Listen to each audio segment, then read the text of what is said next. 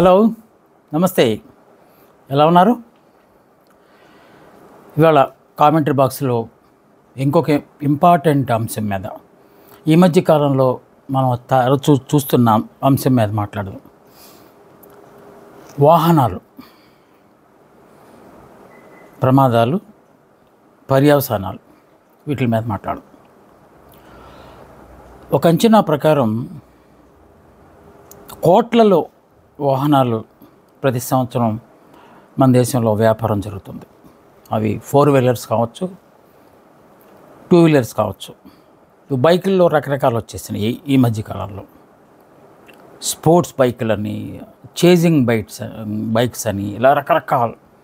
Course వీటితో పాటు electronics కూడా, అంటే పొల్యూషన్ కొంతైనా తగ్గించడం అనేది ఇది మంచి శుభ పరిణామం. దాదాపు 8 లక్షల దాకా ఎలక్ట్రానిక్ వాహనాలు, అంటే చాలా సులువు, అంటే ప్రమాదాలు కూడా కొంచెం తక్కువేనని మనం అనుకోవచ్చు. ఎందుకంటే ఆ ఎలక్ట్రానిక్ బైకులు కొనాలనుకున్న వాళ్ళ మైండ్ సెట్ కొంచెం ప్రశాంతంగా ఉంటుంది. అంటే ర్యాష్ డ్రైవింగ్ అనే దానికి వాళ్ళు కొంచెం దూరంగా ఉంటారని మనం భావించవచ్చు. అత్యవసరంగా గమ్యస్థానాలు చేరడానికి ఈ వాహనాలని ఎప్పుడో ఒకప్పుడు గుర్రబళ్ళు, తర్వాత ఒంటెద్దు బళ్ళు, ఇలా రకరకాల ట్రాన్స్పోర్ట్ మనం చూసాం, విన్నాం చరిత్రలో కూడా. ఆ తర్వాత ఈ పబ్లిక్ ట్రాన్స్పోర్ట్లో బస్సులు, తర్వాత ఆటోలు, ఇలా వచ్చిన తర్వాత సొంత వాహనాలు కొనడం అనేది కొంత అభివృద్ధి సూచికగా, అంటే డెవలప్మెంట్ ఇండికేటర్గా మనం దాన్ని అనుకోవచ్చు. ఒక స్తోమత ఉన్నవాళ్ళు, ఉద్యోగం చేస్తున్న వాళ్ళు, తప్పనిసరిగా వాళ్ళు ఆఫీస్కి టైంకి వెళ్ళాలి కనుక వాళ్ళు వాహనాలు కొనడం. అలాగే విద్యార్థులు, అంటే సక్రమంగా బండి నడిపేవాళ్ళు, కాలేజీలకి, యూనివర్సిటీలకి వెళ్ళాలంటే వాళ్ళ సమయానికి కూడా వాళ్ళకి చాలా ఇంపార్టెంట్ కనుక వాళ్ళు కూడా బైకులు కావాల్సిందే. అలాగే ఉమెన్, వాళ్ళకి స్కూటీలు, అంటే ప్రమాదాలు తక్కువగా ఉండేవాళ్ళు. ఈ మోటార్ వెహికల్ యాక్ట్ అని మనకు ఒకటి ఉంది. దాని ప్రకారం అప్పుడప్పుడు ఆర్టీఓ వాళ్ళు ఆపేసేసి లైసెన్స్ ఉందా, బండి మెయింటెనెన్స్ ఎలా ఉంది, 4 వీలర్స్ అయితే పొల్యూషన్ చెక్ చేయించారా లేదా, ఇలాంటివన్నీ అప్పుడప్పుడు జరుగుతూ ఉంటాయి. అది ఒక సీజన్ లాగా జరుగుతాయి, నిరంతరంగా జరగవు. అక్కడే ప్రాబ్లం వస్తుంది. ఈ మధ్య కాలంలో యాక్సిడెంట్స్, రోడ్ యాక్సిడెంట్లు ప్రతిరోజు ఏదో ఒక వార్తాపత్రికలో లేకపోతే ఎలక్ట్రానిక్ మీడియా, టీవీలో మనం చూస్తూనే ఉంది. రక్తసిక్తమైన రోడ్లు, ర్యాష్ డ్రైవింగు, లేకపోతే తాగేసి, లేకపోతే అదుపు తప్పి, ఇలా రకరకాల కారణాలతో యాక్సిడెంట్లు అవుతున్నాయి. మనం వాటిని చూస్తున్నాం. చాలా హృదయ విదారకమైన సంఘటనలు మనం చూస్తున్నాం. ఇక మనిషి తన అవసరాలకు మించి ఎప్పుడైతే ఇలాంటి వాటి వినియోగం మొదలుపెట్టాడో అప్పటి నుంచే పతనావస్థ కూడా మొదలైందని మనం అనుకోవాలి.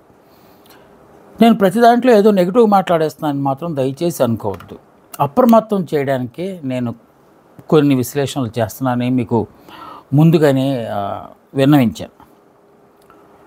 కార్లు, బైకుల్లో స్పోర్ట్స్ బైకులు, రేస్ బైకులు, స్కూటీలు, మొపెడ్లు, ఇలా చిన్నవి. ఒకప్పుడప్పుడు సువేగ లాంటి చిన్న ఏగ లాంటిది ఉండేది ఒకటి. ఆ తర్వాత టీవీఎస్ 50 అని ఇంకో చిన్న హార్మ్లెస్, అలాంటివి వచ్చేసినాయి. ఇప్పుడు ఒక ఇంట్లో మనం ఎంప్లాయీస్ గురించి మాట్లాడుకుందాం. అబవ్ మిడిల్ క్లాస్ పీపుల్, మధ్యతరగతి కుటుంబాలకి కొంచెం పైన ఉన్న వాళ్ళకు తప్పనిసరిగా ఇది అత్యవసరం అయిపోయింది, నిత్యావసరం అయిపోయింది. తప్పనిసరిగా వాళ్ళు ఉద్యోగంకి వెళ్ళాలి, ఇంకా రకరకాల వ్యాపకాలు వాళ్ళకు ఉంటాయి కనుక. అంతవరకు బాగానే ఉంది. రూల్స్ రెగ్యులేషన్స్ అన్నీ పాటిస్తూ వాళ్ళు సక్రమంగా గమ్యస్థానాలు చేరి మళ్ళీ అలాగే ఇల్లు చేరితే దాన్ని మించిన సుఖం లేదు. అది తప్పనిసరిగా మనం అందరం ఆహ్వానించాల్సిందే. ఎటొచ్చి మనం ఇప్పుడు ప్రమాదం వస్తున్నది ఎవరి నుంచి అంటే మైనర్ డ్రైవింగ్ అనే దాని నుంచి. మైనర్స్ అంటే మనకి ఈ టీనేజ్ ఇప్పుడు మనకి ఓటు హక్కు వచ్చిన తర్వాత 18+ వాళ్ళందరూ మేజర్లు అయిపోతున్నారు. ఆ లోపు వాళ్ళందరూ 8th class, 9th class, 10th class వాళ్ళు కూడా వాహనాలు, అవి మామూలు సాదాసీదా వాహనాలు కాదు. ఇలా పట్టుకుంటే మొత్తం పైకి లేచిపోయి నిలబడి ఉండే సామర్థ్యం ఉన్న సీసీ అంటాం కదా, 200 cc, 300 cc, బుల్లెట్కి అయితే ఈవెన్ 500 cc. బుల్లెట్ బయలుదేరిందంటే ఎక్కడో 2 కిలోమీటర్ల దూరంలో ఉండగానే మనకు తెలిసిపోతుంది బుల్లెట్ వస్తుందని. అంత అది శబ్ద కాలుష్యం అదంతా అది వేరే యాంగిల్ మళ్ళీ మాట్లాడదాం. ఇప్పుడు మనం వచ్చింది ఏంటంటే రోడ్డు ప్రమాదాలు ఎలా జరుగుతున్నాయని దాని మీద గురించి మనం మాట్లాడాలనుకున్నాం. ఒక అంచనా ప్రకారం, ఒక అధ్యయనం ప్రకారం 2023 సంవత్సరంలో 1,60,00,000 మంది రోడ్డు యాక్సిడెంట్ల ద్వారా చనిపోయారు. 1,60,00,000 మంది. దాన్ని బట్టి మనం వాహనాలు ఎన్ని ఉన్నాయో మనం ఒక అంచనాకు రావచ్చు. ఇక్కడ మనం ఒక విషాదాన్ని గురించి మాట్లాడుకున్నాం. 1,00,00,000 మంది ఏడాదిలో చనిపోతున్నారంటే ఆఫ్కోర్స్ 2 కోట్ల మంది పుడుతున్నారు, అది వేరే విషయం.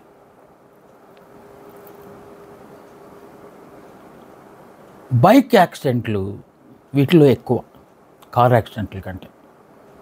మనకు ఇప్పుడు నేషనల్ హైవేస్ వచ్చిన పుణ్యమాని, అలాగే రింగ్ రోడ్లని, ఇన్నర్ రింగ్ రోడ్లు, అవుటర్ రింగ్ రోడ్లు, ఫ్లైఓవర్స్, ఇలా రకరకాల అంటే ట్రాఫిక్ నియంత్రణ చేయడం కోసం గంటలు ఆగిపోయేదానికంటే ఇప్పటికీ బెంగళూరు లాంటి సిటీల్లో ఒక చోట నుంచి ఒక చోటకి 3 కిలోమీటర్ల దూరం కూడా 3 గంటలు పెట్టిన సందర్భాలు కూడా ఉన్నాయి. హైదరాబాద్ కూడా అంతే. విశాఖపట్నంలో కాస్త అంత మెరుగు. అంటే రోడ్ సెన్స్, మనం సివిల్ సెన్స్ అంటాం కదా, ఈ వాహనాలను నడపడం అనే ఒక ఇది పూర్తిగా అవగాహన లేని వాళ్ళందరూ బండి వస్తే చాలు, మా చిన్నోడు అసలు ఎంత స్పీడ్గా వెళ్తాడని చెప్పుకోవడం అనేది ఒక ఏదో స్టేటస్ దీనిలాగా అయిపోయింది. అది చాలా నేరము. వాహన నియంత్రణ చట్టం ప్రకారం అయితే మైనర్ డ్రైవింగ్ అనేది చాలా ప్రమాదకరం. అలా ప్రమాదం జరిగితే వాడు చనిపోయే మాట అలా ఉన్నా కూడా ఆ తల్లిదండ్రులు కూడా శిక్షార్హులు. ఎందుకు అతనికి మీరు బండి ఇచ్చి పంపించారు అనేది అక్కడ మనం సంజేసి చెప్పాల్సి ఉంటుంది. అపరాధ రుసుము పెనాల్టీ కట్టాల్సి ఉంటుంది. లేకపోతే నేచర్ ఆఫ్ యాక్సిడెంట్ని బట్టి మనం జైలుకి కూడా వెళ్ళే అవకాశం ఉంది. కేవలము వాహనము నడుపుదాము అనే ఒక కోరిక నుంచి ఎలాంటి వాహనం నడపాలి, ఆ వాహనాన్ని ఏ విధంగా ఉపయోగించాలి అనే కొత్త కోరికలు పుట్టుకొస్తుంటాయి.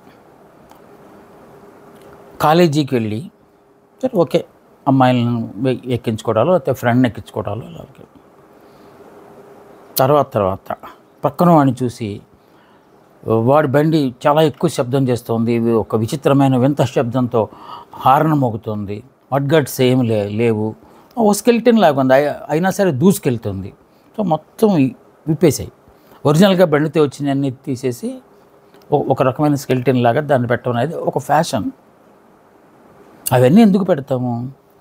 చీర కట్టుకుని ఉంటే చీర టైర్కి వెళ్ళిపోకుండా, లేకపోతే అలాంటి సేఫ్ గార్డింగ్ ఎక్విప్మెంట్లు అవన్నీ,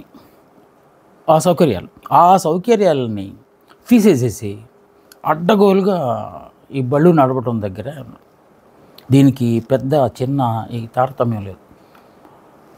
ఆ మధ్యకాలంలో మనం కోట శ్రీనివాసరావు గారి అబ్బాయి కుదిపేసింది రాష్ట్రం మొత్తాలని, ఈ తెలుగు 2 రాష్ట్రాలని. చాలా ఇబ్బంది పడ్డారు. బిడ్డలు ఎదిగొచ్చిన బిడ్డలు ఉన్నారు, చదువుకునే బిడ్డలు. అలాంటి వ్యక్తి ఆ బైకు చాలా కాస్ట్లీ బైకు, అంటే 2-3 లక్షలు ఉంటుందట. కారు ఖరీదు ఉన్న బైకు, అంటే దానికి ఎన్ని సౌకర్యాలు ఉంటాయో చూడండి. అయినప్పటికీ యాక్సిడెంట్ జరిగింది. చాలా విషాదం. ఆయన చాలా వరకు కోలుకోలేకపోయారు. నేను ఎందుకు ఈ ప్రస్తావన తీసుకొచ్చానంటే, ఈ యాక్సిడెంట్లు అనేవి, మృత్యు అనేది పెద్ద చిన్న తారతమ్యం ఎవరికి అలా ఏమి ఉండదు, తేడాలు ఏమి ఉండవు. ఎవరైనా ఆ పాలిట పడాల్సిందే. సో వారు తర్వాత మరి బాబు మోహన్ గారు, సో వాళ్ళ అబ్బాయి ఇంకా దారుణమైన పరిస్థితుల్లో,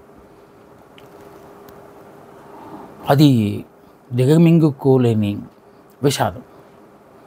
బైక్ చాలా గొప్పదే, కాస్ట్లీయే, అసలు అది ఎలాంటి చిన్న చిన్న ప్రమాదాలకి అది ఏమీ అది తట్టుకుని నిలబడగలదు. అలాంటి వెహికల్ అతనితో అందాక ఎందుకు, పెద్ద ఆయన డ్రైవింగ్లో ఎక్స్పర్ట్ అన్నగారు ఎన్టీ రామారావు గారు తిరిగిన రథానికి సారథిగా పనిచేసిన హరికృష్ణ గారు, జూనియర్ ఎన్టీఆర్ గారి నాన్నగారు, ఆయన డ్రైవింగ్లో అసలు ఎక్స్పర్ట్. నేను చాలాసార్లు పిల్లలతో చెప్తుంటాను, ఫాస్ట్కి వెళ్ళే వాళ్ళకి, నాకు డ్రైవింగ్ చాలా బాగా వచ్చండి, నాకు అన్ని రూల్స్ తెలుసండి అనే వాళ్ళకి, నీకు తెలిస్తే సరిపోదురా బాబు, నీ ఎదురుగా వచ్చేవాడికి కూడా తెలియాలి. కనుక అప్రమత్తత అనేది నీలోనే ఉండాలి. అవతల వాడు ఎలా వస్తున్నాడో గమనిస్తూ మనం వెళ్ళగలగాలి. అంటే రెండు పనులు మనకి. కానీ ఇక్కడ హరికృష్ణ గారి విషయంలో ఎంత టాలెంటెడ్ అంటే రాష్ట్రాలు మొత్తం నాన్నగారిని తిప్పిన ఆయన డ్రైవింగ్కి అసలు వంక పెట్టేది లేదు. అలాంటి వ్యక్తి కూడా కారణాలు ఏమైనా కావచ్చు, దుర్మార్గంగా దుర్మరణం పాలయ్యారు. వారి అబ్బాయి జానకిరామ్ గారు, కళ్యాణ్ రామ్ కంటే పెద్దవారు, ఆయన కూడా మళ్ళా యాక్సిడెంట్, రోడ్ యాక్సిడెంట్. వీళ్ళు వాళ్ళందరూ జాగ్రత్తగా డ్రైవింగ్ చేయలేకపోతున్నారా, లేకపోతే వారు తప్పిదం వల్లనే వాళ్ళు అమూల్యమైన ప్రాణాలను కోల్పోయారా అంటే కొన్ని సందర్భాల్లో కాదనే సమాధానం వస్తుంది. ఎందుకంటే ఎదుటి వేగంగా వస్తున్న వాహనం అదుపు తప్పడం వల్ల కొన్నిసార్లు, లేకపోతే ఏదో జంతువు అడ్డుగా వస్తే దాన్ని రక్షించబోయి కొన్నిసార్లు, ఇలా రకరకాల, అంటే అప్రమత్తంగా లేకుండా కనుక వాహనాలను నడపటం అనేది ఎంత ప్రమాదకరమైందో ఇవన్నీ మనకి ఎగ్జాంపుల్ చెప్తాయి. ఆ మధ్య నారాయణ విద్యా సంస్థల అధినేత నారాయణ గారి అబ్బాయి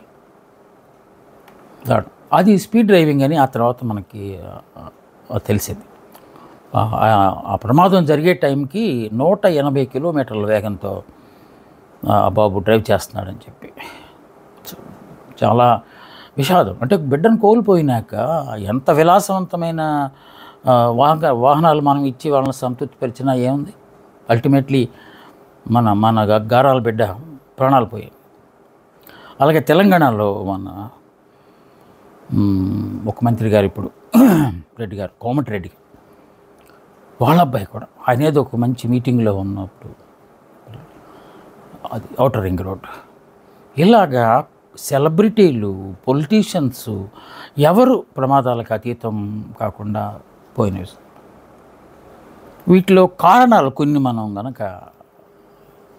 మనం వెతికితే, అంటే ఇప్పుడు నేను చెప్పిన వాళ్ళందరూ ఆ కారణాల వల్ల మరణించారని నేను చెప్పట్లేదు. రోడ్డు ప్రమాదాలు ఇందాక మనం చెప్పుకున్న 1,60,00,000 మంది చనిపోవడానికి, అన్ని యాక్సిడెంట్లు అవ్వడానికి ఏమేమి కారణాలు అవుతున్నాయి అనే దాని గురించి. ఒకటి, వాహనం సరైన కండిషన్లో లేకపోవటం, చూసుకోకుండా బయలుదేరుతారు, ఫాస్ట్కి వెళ్ళిపోతుంటారు, బ్రేక్ ఫెయిల్ అయిపోతుంది మధ్యలో. అలాంటి కొన్నిసార్లు టైర్లు కొన్నిసార్లు ఎప్పటికప్పుడు చెక్ చేసుకోకపోతే, మెయింటెనెన్స్ సరిగా లేకపోతే, మనం వెళ్తున్న వేగానికి మన రోడ్ల మీద అంత వేగం వల్ల పీడనం ఏర్పడి టైర్ పేలిపోయి యాక్సిడెంట్లు. అవి కొంతమంది. ర్యాష్ డ్రైవింగ్, స్పీడ్ డ్రైవింగ్ కాదు, స్పీడ్గా వెళ్ళిన వాళ్ళు అప్రమత్తంగా ఉంటే వాళ్ళకి ఏం కాదు, ఎలాగైనా వాళ్ళు తప్పుకుని వెళ్తారు. ర్యాష్ డ్రైవింగ్ లెక్కలేనితనం, పక్కన వాడితో మాట్లాడుతూ, వెనకడితో మాట్లాడుతూ, హడావుడిగా ఒక చెయ్యితో డ్రైవింగ్, ఇవన్నీ చేస్తారు. ర్యాష్, కంగాళిగా డ్రైవ్ చేయటాల వల్ల కొన్నిసార్లు. ఇంకొన్నిసార్లు మద్యపానం సేవించి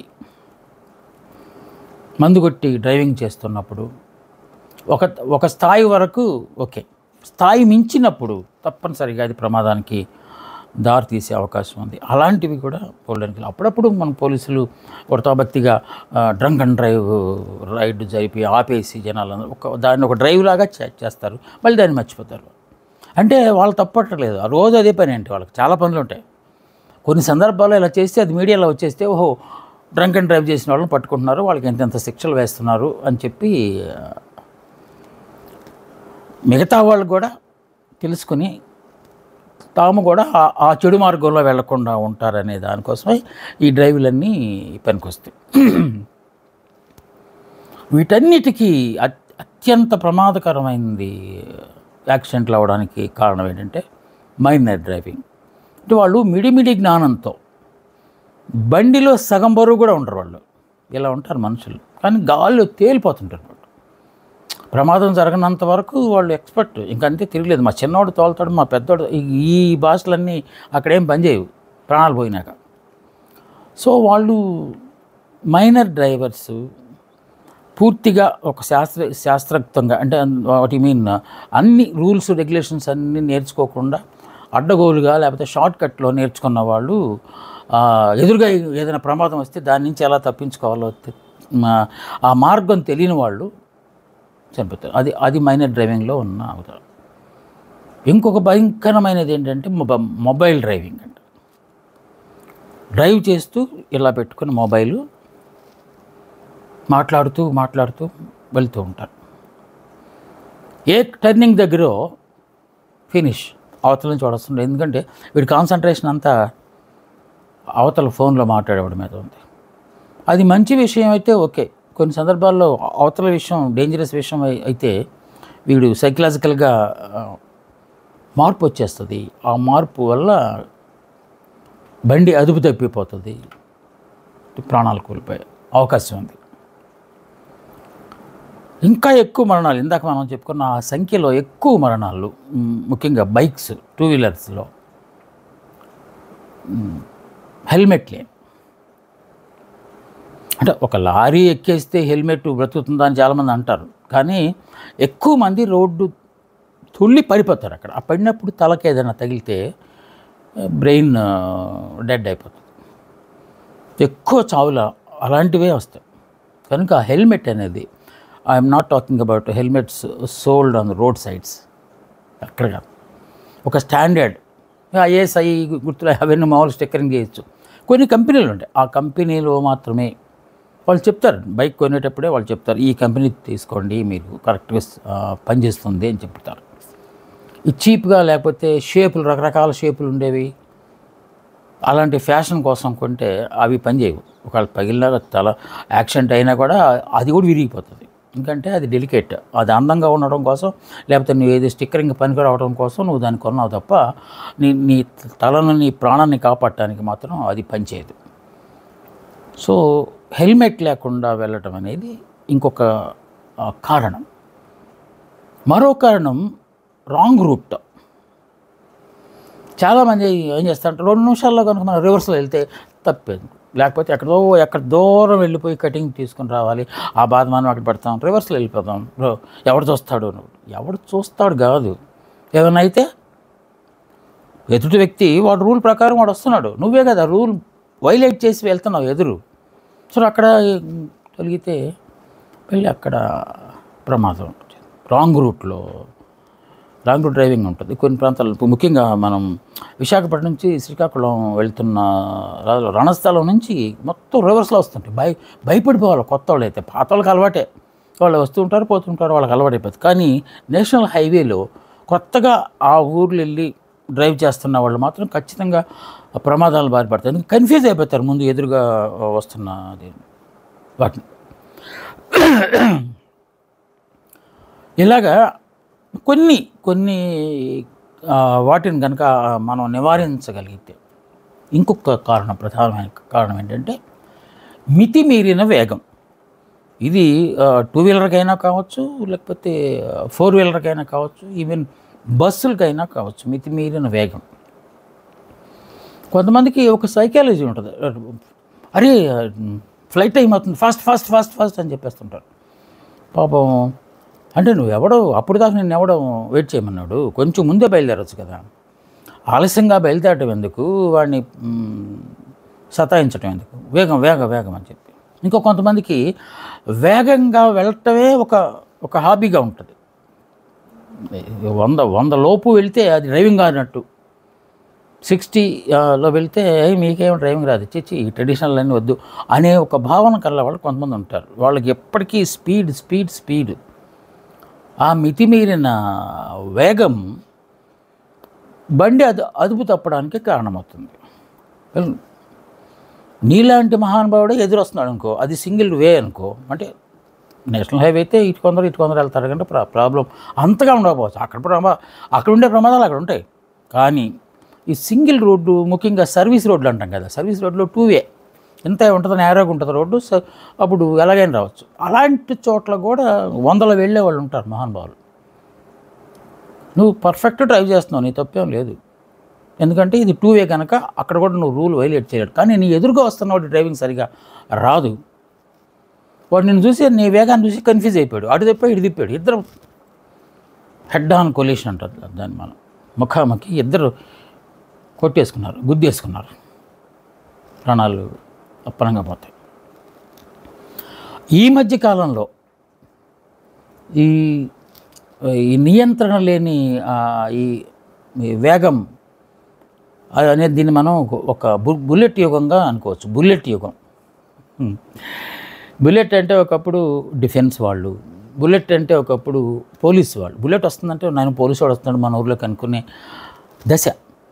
అంటే అంత స్ట్రాంగ్గా ఉంటుంది. అది ఒకవేళ పడినా కూడా ఏం కాకుండా ఎక్కువ కాలం వాడటానికి వాళ్ళు ఆ వాహనాలను వాడేవాళ్ళు.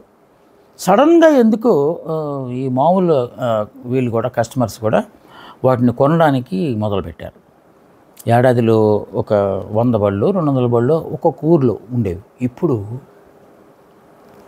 50,000 బళ్ళు క్యూలో, నెక్స్ట్ లాగా రకరకాల సీసీలు. ఒక కారుకి మారుతి 800కి మనం జనరల్గా 500 సీసీ అంటాం కదా, ఆ సీసీ ఉన్న బళ్ళు కూడా మోటార్ బైక్లు వచ్చేస్తున్నాయి. అంటే దానికి ఎంత కెపాసిటీ ఉంటుంది, అది ఎంత వెయిట్ ఉంటుంది, ఆ వెయిట్ని కాయటం అనేది ఓకే. పెద్ద అబ్బాయి కొంచెం శరీర సౌష్ఠం అంతా బాగుంది అని అనుకున్నవాడు నా బండి మీద కూర్చుంటే ఏదో కొంచెం రాయల్గా ఉంటుందో, లేకపోతే నడవడానికి వాడికి శక్తి ఉందో అనుకోవచ్చు. ఎలా ఉన్నవాడు కూడా నాకు బుల్లెట్ కావాలని అడిగితే నా పక్కింటి వాడు నా ఫ్రెండ్ కొంత కనుక నాకు కొనిపోతే ఎలాగా ఇంక బెదిరిస్తారు. Sentimental blackmailing. నేను సూసైడ్ చేసుకుంటాను, నాకు ఏ కోరిక ఇప్పటిదాకా నేనేం అడిగినా ఇవ్వరు, చెల్లికైతే అన్నీ ఇస్తారు అని ఒక అన్న బేరం పెడతాడు ఇంట్లో. మళ్ళీ వాడే పేరు చెప్తాడు, నా పల్సర్ తీసుకో, వద్దు నాకు బుల్లెట్. ఏ రోజుల్లో ఉన్నారు మీరు, ఇంకా పల్సర్లు ఏంటి, నాకొద్దు, నాకు బుల్లెట్టే కావాలి అని మొత్తానికి విసిగించి దాన్ని ఏమంటారు, సెంటిమెంటల్ బ్లాక్మెయిలింగ్ చేసేసి చెల్లితో కంపేర్ చేసేసి మొత్తానికి బుల్లెట్ కొనిపించుకుంటాడు. వాడు ఎంత చూస్తే 50 కిలోలు లేడు, బుల్లెట్ 200 కేజీలు ఉంటుంది బరువు. దాని మీద కూర్చుని కాలు ఇక్కడ పెడితే కంట్రోల్ అవుతుంది అసలు. ఎందుకు నీకు ఆ బండి? సో తల్లిదండ్రులకి చేతుల్లో ఏముండదు పాపం. వాళ్ళు ఏమో బిడ్డ దక్కుతాడు లేకపోతే సూసైడ్ చేసుకుంటారు అంటున్నాడు. ఇప్పుడంతా అయిపోయింది కదా, లాస్ట్ అని చెప్పి వీడియో తీసేసి నేను వెళ్ళిపోతున్నాను, నాకు చిన్న కోరికలు కూడా తీర్చలేని తల్లిదండ్రులకి నేను బిడ్డగా పుట్టడం అనేది నా దురదృష్టం, ఇలాంటి మాటలన్నీ చెప్పేసి బ్లాక్మెయిల్ చేసి పోతున్నారు పాపం. సో అలాంటి వాటికి తల్లిదండ్రులు వాళ్ళని కౌన్సిలింగ్ చేయించాలి. కౌన్సిలింగ్ అంటే అమ్మా నాన్నల కౌన్సిలింగ్ చేస్తే వాళ్ళకి ఎక్కదు. తప్పనిసరిగా ఇది స్కూల్, ఎందుకంటే మైనర్ డ్రైవింగ్ స్టార్ట్ అవుతుంది స్కూల్స్ దగ్గర కనుక ప్రతి స్కూల్లో ఒక కౌన్సిలింగ్ సెంటర్ ఉండాలి. ఇప్పుడు మెంటారింగ్ అంటారు, మెంటారింగ్ అనేది ఉంది యూనివర్సిటీల్లో కాలేజీల్లో మెంటారింగ్ ఉంటుంది. ప్రతి టీచర్కి ఒక 10 మందినో స్టూడెంట్స్ని అప్పు చెప్తే వాళ్ళు ఈ పర్సనల్ ఇష్యూస్ అలాంటివి ఏమన్నా ఉన్నా, లేకపోతే సైకలాజికల్ ఇష్యూలు ఏమన్నా వాళ్ళతో మాట్లాడి వాటిని నివృత్తి చేసుకోవటం అనేది జరుగుతుంది, మెంటారింగ్ అంటుంది. కానీ నేను చెప్పేది ఏంటంటే ఈ మైనర్ డ్రైవింగ్ వల్ల ఎక్కువ అనర్థాలు జరుగుతున్నాయి కనుక హై స్కూల్ స్థాయి నుంచే అన్ని యూనివర్సిటీల్లో సైకాలజీ డిపార్ట్మెంట్లు ఉన్నాయి. అక్కడి నుంచి వచ్చిన వాళ్ళందరికీ ఇక్కడ కంపల్సరీగా ఒక స్కూల్లో ఒక కౌన్సిలర్ ఉండాలి with psychology background or with social work background with sociology background అని ఏదో ఒక పారామీటర్ ఫిక్స్ చేసి తప్పనిసరిగా ఉండాలి. అతను ఆవిడ కానీ అతను కానీ ఆ కౌన్సిలర్ అనేవాడు అందరిని గమనిస్తూ ఉండి కొంచెం అబ్నార్మల్ బిహేవియర్ ఉన్న వాళ్ళని పిలిపించేసి వాళ్ళతో మాట్లాడాలి. అదొకటి. అంటే వాలంటీర్గా వీళ్ళే గమనించి పిలవడం అనేది. ఇంకొక మార్గం ఏంటంటే ఇంటి దగ్గర హైపర్ యాక్టివ్ అని చెప్తారు. హైపర్ యాక్టివ్ చిన్న తేడా వచ్చినా కూడా నేలకేసి కొట్టేస్తారు. భోజనం ప్లేట్ కానీ టేపాయి మీద ఉన్న ఈ ఆర్నమెంట్స్ కానీ ఏమైనా దడదడలు ఆడిచ్చేస్తారు. ఏంటంటే వాళ్ళు హైపర్ యాక్టివ్. వాళ్ళు దేన్ని వాళ్ళు దాచుకోలేరు. అది చేస్తే తప్ప వాళ్ళకి ఆ కోపం తీరనంత పని అనమాట. సో అలాంటి వాళ్ళకు తల్లిదండ్రులు గమనించి స్కూల్లో మెల్లగా నాట్ యాజ్ ఎ కంప్లైంట్ ఈ కౌన్సిలర్ దృష్టికి తీసుకుని వెళ్ళి, బాబు వీడు ఇంటి దగ్గర ఎలా ఉంటాడు, మళ్ళీ మేము చెప్పినట్టు వాడితో అనొద్దు ఎందుకంటే ఫీల్ అవుతాడు, మీరే ఏదో వాడి నయన భయన వాటితో కొంచెం మార్పు వచ్చేలాగా చేయించండి అని చెప్పి చెప్పగలిగితే, మా పిల్లవాడు అల్లరోడు అని చెప్పుకోవడానికి మీరేం సిగ్గుపడాల్సిన అవసరం లేదు. వాడు ఏమన్నా తప్పు చేస్తే రేపు మీరు అల్లరి పాలైపోతారు. అందుకని అదేదో దాచేసుకుని పిల్లవాడి తప్పుల్ని లోపల పెట్టేసుకోవటం అనేది చాలా తప్పు. మనం వాడి పట్ల ప్రేమ చూపించినట్టు కాదు, అది వాడి పట్ల మనం అన్యాయం చేసినట్టు వాడిని. ఎందుకంటే వాడి పరివర్తనలో లేకపోతే ప్రవర్తనలో మనం భాగస్వామ్యులు కావాలి, కానీ వాడి వినాశనంలో వాడి నాశనంలో మనం ఎలాగా భాగస్వాములు అవుతాం? అలా అవ్వకూడదు. అందువల్లనే తల్లిదండ్రులు నో డౌట్ ప్రతి బిడ్డ మీద తల్లిదండ్రులకి ఆశలు ఉంటాయి, వాళ్ళ ఆకాంక్షలు ఉంటాయి. అవి తీర్చుకోవడానికి వాళ్ళు బిడ్డలకి ఏం కావాలంటే ఆ కోరికలన్నీ తీరుస్తూ ఉంటారు. అది సహజం. అది కుటుంబ వ్యవస్థలో ఉన్న ఒకానొక సుగుణం. అలాగని ఈ అప్పనంగా కోరే గొంతెమ్మ కోరికలన్నీ తీర్చుకుంటూ పోయి వాడు మీకు భారమయ్యి సమాజానికి భారమైపోతే అప్పుడు మీ పరువు ఏమవుతుంది? సో దాన్ని కూడా తల్లిదండ్రులు గుర్తుపెట్టుకోవాలి. ప్రతి దానికి ఎవరినో ఒకరిని బ్లేమ్ చేయటం, పోలీసులను బ్లేమ్ చేయటం, లేకపోతే ఇంకా టీచర్లను బ్లేమ్ చేయడం కాదు. ఇంటి దగ్గరే మొదలవ్వాలి ప్రక్షాళన. ఓకే, అమ్మ నాన్నలతోనే మొదలవ్వాలి. అఫ్కోర్స్ ఫ్రెండ్స్ కూడా మంచి ఫ్రెండ్స్, మంచి సలహాలు ఇచ్చేవాళ్ళు. ఎందుకంటే వాడు బ్రాటప్ అలాంటిది అనమాట. బ్రాటప్ అలాంటిది కనుక వాళ్ళు ఒక అధ్యయనం ప్రకారం అట మామూలు ఈ డెలివరీ బాయ్స్ ఉంటారు కదా, అది అమెజాన్, ఫ్లిప్కార్ట్ కావచ్చు, ముఖ్యంగా ఫుడ్ డెలివరీ బాయ్స్. సో వాళ్ళకి అయ్యే యాక్సిడెంట్లు అంతా ఇంత కాదు. ఎందుకంటే వాళ్ళకి టైం అనేది చాలా ఇంపార్టెంట్. ఆ కంపెనీలు ఛాలెంజ్ చేస్తాయి, మేము 20 నిమిషాల్లో అందిస్తాము, అందించకపోతే డబ్బులు వెనక్కి ఇచ్చేస్తాము లాంటి ఇవి పెడతాయి అన్నమాట. పజిల్స్ పెట్టి వాళ్ళకి ఒక టార్గెట్స్ ఇస్తాయి, మీరు ఖచ్చితంగా అక్కడికి వెళ్ళిపోవాలి అని. పాపం వాళ్ళు ఏం చేస్తారు, ఈ సందులు ఇవన్నీ తీసుకుంటూ ఒక పక్క ఈ జీపీఎస్ పెట్టుకొని అడ్రస్ వెతుక్కుంటూ ఇలా పెట్టుకుని అవతలతో కన్వర్సేషన్ చేస్తూ టైంకి వెళ్ళాలని ఒక బాధ. వాళ్ళలో చాలామంది పాపం ప్రాణాలు కోల్పోతున్నారు. ఇది ఒక కొత్త, ఇప్పుడు ఈ మధ్య కాలంలో వాళ్ళు ప్రాణాలు కోల్పోతున్నారు, వాళ్ళ వల్ల ప్రాణాలు కోల్పోతున్నారు. రోడ్డు మీద బండి నడిపేటప్పుడు కూడా మనం ఇంకా కొన్ని జాగ్రత్తలు మనం తీసుకోవాల్సి ఉంది. మనం సాధారణంగా కొన్ని సెంటర్లు ఉంటాయి, యాక్సిడెంట్ ప్రోన్ జోన్స్ అంటాం వాటిని మనం. అవి టర్నింగ్లు కావచ్చు, లేకపోతే కర్వ్లు కావచ్చు, లేకపోతే యానిమల్స్ రోడ్డు దాటే ప్రాంతాలు కావచ్చు. ముఖ్యంగా మన ఫారెస్ట్లోంచి వెళ్తున్నాం అనుకోండి, జూలో లేకపోతే జూ ఉందనుకో, దాని ముందు నుంచి వెళ్తున్నాం అంటే అక్కడ దెర్ ఇస్ ఏ పాసిబిలిటీ ఇటు నుంచి ఇటు జింకలో లేకపోతే ఏవో మారియాస్కలో అలాంటి చోట ఎంత స్పీడ్ వెళ్ళాలి, అది మన చేతుల్లోనే ఉంటుంది. అలాంటివన్నీ కనుక మనం పాటిస్తూ ఎప్పటికప్పుడు ఈ వాహన నియంత్రణ చట్టంలో ఉన్న అన్నీ, ఎందుకంటే మనం డ్రైవింగ్ స్కూల్లో చేరితే వాళ్ళు చెప్తారు, మనం లైసెన్స్కి అప్లై చేసినప్పుడు వెళ్ళినప్పుడు కూడా వాళ్ళు కూడా చెప్తారు ఏంటి రూల్స్ ఎలాంటివి అని చెప్పి మనకు చెప్తారు. సింబల్స్ ముఖ్యంగా జిబ్రా అంటారు, మరి ఎంతసేపటికి ఆ సింబల్స్ దాటితే ఫైన్లు వేస్తారు అనే నాలెడ్జ్ కొంతమందికి ఉంటుంది. కానీ అవి ఎందుకు పెట్టారు, ఆ యారో మార్క్ గుర్తు ఏంటి, అడ్డంగా రాస్తే ఏంటి, నిలువుగా రాస్తే ఏంటి, ఇలాంటి వాటిని కూడా కొంత అవగాహన. మరీ నేను చిన్నపిల్లలకు చెప్పినట్టు చెప్తున్నాను అనుకోవద్దు. పెద్దవాళ్ళైనప్పటికీ ఇలాంటి అప్రమత్తత లేక ప్రాణాలు కోల్పోతున్న వాళ్ళ మీద సానుభూతితో నేను ఈ విషయం మాట్లాడుతున్నా.